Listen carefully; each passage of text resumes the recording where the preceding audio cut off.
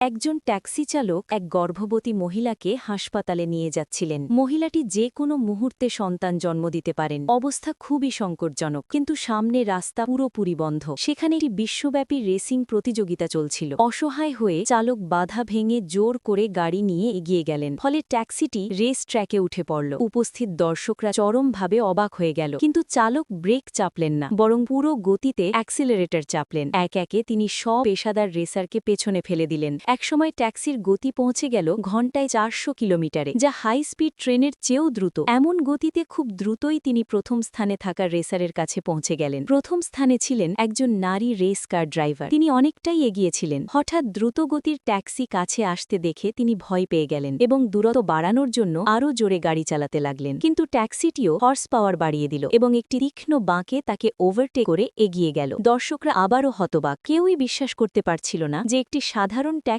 পেশাদার রেস কারকে হারাতে পারে। রেস শেষের দিকে এগিয়ে এলো। সামনে ছিল শেষ একটি বাঁক। সাধারণত এই জায়গায় রেসাররা গতি কমিয়ে দেয়, কিন্তু ট্যাক্সি চালক ঠিক উল্টোটা করলেন। তিনি দ্বিধা না করে পুরো শক্তিতে অ্যাক্সেলারেটর চাপলেন। এত উচ্চ গতি দেখে গাড়ির যাত্রীরা আতঙ্কিত হয়ে পড়লেন। তবে দক্ষতার সঙ্গে তিনি শেষ বাঁকটি পার করলেন। একজন বহিরাগত হয়েও তিনি চ্যাম্পিয়ন হয়ে গেলেন, কিন্তু তবুও তিনি গতি কমালেন না। সোজা হাসপাতালে ছুটে গেলেন। তার অসাধারণ ড্রাইভিং দক্ষতার কারণে গর্ভবতী মহিলা ঠিক সময়ে সন্তান প্রসব করতে পারলেন।